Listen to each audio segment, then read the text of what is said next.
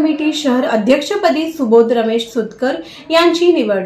त्यांचे निवडीचे पत्र अध्यक्ष चेतन नरोटे यांच्या हस्ते प्रदान करण्यात आले।